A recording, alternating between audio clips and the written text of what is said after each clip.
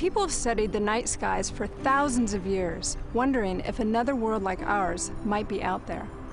After the first planet was discovered outside our solar system, the real search for an Earth-like planet began. Today, the question still remains unanswered, but probably not for long. Join us as we discover how a team of scientists working on the Kepler mission at NASA Ames Research Center are on a quest to find an Earth-sized planet in orbit around a distant star.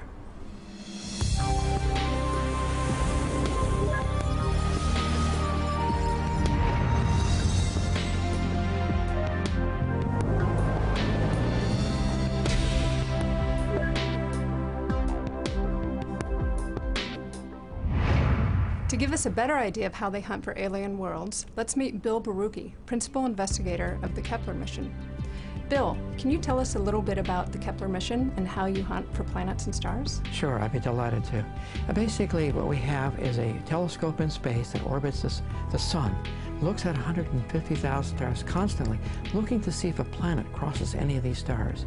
And does being outside of the atmosphere help with the observations? Having the telescope outside the atmosphere is essential to success. Basically, you look through the Earth's atmosphere, it's also got clouds and dust and day-night cycle. In space, you have none of that. So you have 100 times more precision. You can find much smaller planets out in space than you could ever find from a ground-based telescope. And what do you do with the data once it comes down? How is this different than, say, the Hubble mission? Hubble takes these wonderful images of various galaxies and whatnot. What we do instead is we send back just the brightness of each of these 150,000 stars. So basically you're looking at the brightness of the star as it changes with time. Is it constant, or does it show dips for planets? So basically it's a search through all this data to find those dips. Sounds like you've been getting great data. We're getting absolutely wonderful data. Basically, we're getting data over a huge range of objects, stars and planets, small planets, large planets, planets together. We're also getting very precise data. Data that's so precise that we can make measurements no one has ever made before.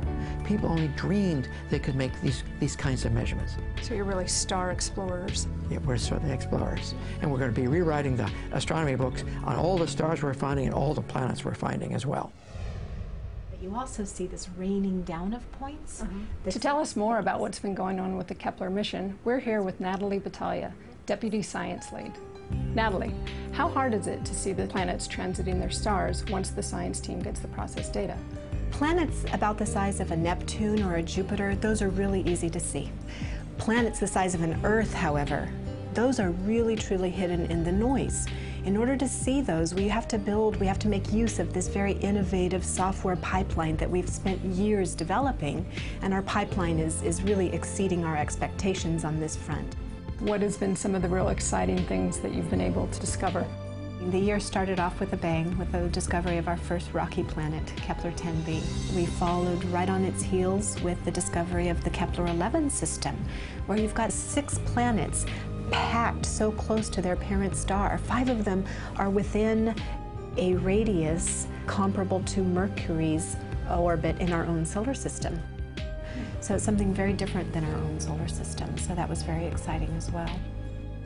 Recently, the team reported on the discovery of Kepler 16b, a Saturn-sized planet orbiting not 1 but 2 stars. We call this a circumbinary system. Now, we'd seen this before in science fiction. George Lucas depicted Luke Skywalker's home world as a world with 2 suns looming above the horizon. So what was imagined has become reality with the discovery of this planet. At the end of 2011, we announced 2 discoveries. The first was Kepler 22b, a planet about 2.4 times the radius of our own Earth, but lies in that just right temperature region. It's orbiting a star that's almost exactly like our own sun, and it's orbiting out at a 300-day period. The second announcement was Kepler 20e and f, 2 planets orbiting the same star that are likely to have the same kind of composition as Venus and Earth in our own solar system, except they're not at the just right temperature. So you can see that we're zeroing in on the planets that are both Earth-size and in the habitable zone. We're almost there. Kepler has exceeded all of our expectations, yet we still know that our most interesting, most compelling results are yet to come. What's been the reaction to the Kepler mission in the larger science community? Kepler has been a game changer in exoplanet science. We are having dialogues now that we didn't have 2 years ago even. The scientific community is going to be working on this database, characterizing these planets for decades to come.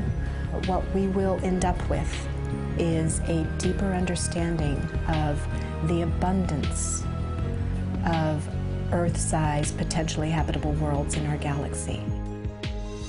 Thanks for joining us, and you can meet us again on our next Destination Innovation. To learn more about NASA's Kepler mission, go to www.nasa.gov/Kepler.